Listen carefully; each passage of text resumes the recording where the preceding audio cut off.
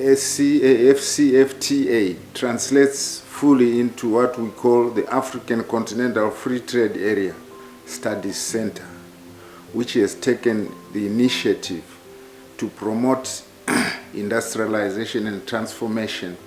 of rural, urban and resettled communities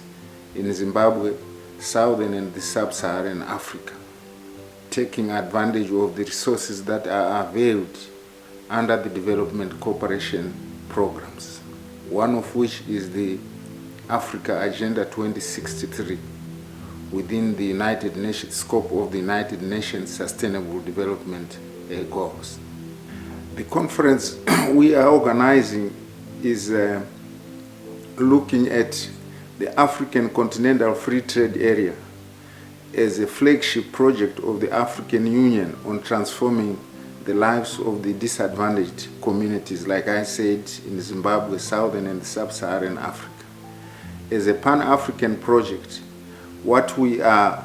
trying to do for Zimbabwe, Southern and Sub-Saharan Africa is to cover the development gaps, the socio-economic development gaps that are within the African member states, between African member states, and between the African member states and the greater world, which we are part of. We are taking advantage of the scientific and technological progress. So far, this is going to be an international conference that is going to be online. And we are concentrating on digital technologies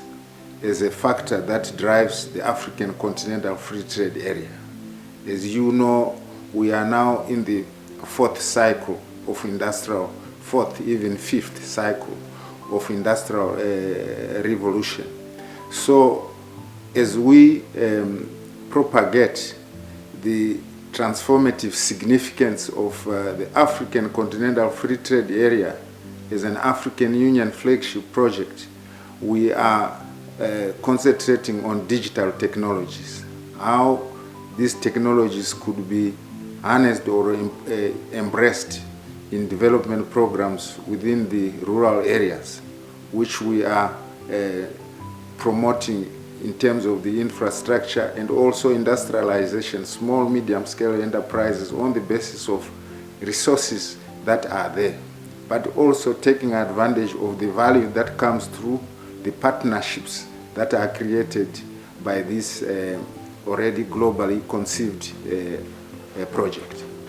The aim that we are trying to address here is to uplift the living standards of the African people. Much as we are talking about industrialization and transformation, industrialization goes with production, distribution of goods, their marketing and consumption. We are expecting new communities of Africans to be participants as owners of the means of production, in the production, distribution, consumption, and marketing of these goods. So, which means also the economic planning in rural areas, urban communities and resettled communities should take note of the opportunities that are within this initiative, that is the ASC-AfCFTA, in trying to mobilize our people to be also participants in economies of scale within the region and on the continent. The challenge we are facing now is the development gap that exists between Zimbabwe and many other countries in Southern, Eastern, Central and the Northern Africa, and also across Europe and Asia. There are development gaps between Zimbabwe, there are development gaps between Southern Africa and Sub-Saharan Africa. It is expressed, I think, in the contribution of economic contribution of Africa in the global economy. Out of the 1,300,000,000 Africans that we have now, you can just imagine, we are only getting a portion of 4,845 US per capita for each of these 1,300,000,000 Africans. Whereas on the global level,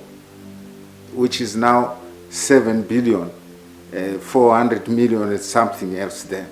we are at a level that is 18,500, meaning Africa has a deficit of almost 14,000, which it is missing in terms of the cross-sector value that it must be also deriving and enjoying in the overall global wealth that is created. Now, we want to cover that gap from the 4,800 we have now. We want to uplift it to 18,000 that we are entitled to when we look at the global per capita wealth. And this will be done by exploiting the value and the resources that we have and embracing Africans across all sectors to be equal participants also in the regional, continental, as well as the global economy. The center is, as envisaged, the center is going to train parliamentarians, the state, the academia researchers, and also the private sector, the business community. It is going to train also the communities who must actually benefit, who must be part of this industrialization process that is driven under the banner of the African Continental Free Trade Area. So we are going to do much in advocating, but at the same time training, and even as we shall go, as the situation is already indicated, we may come up with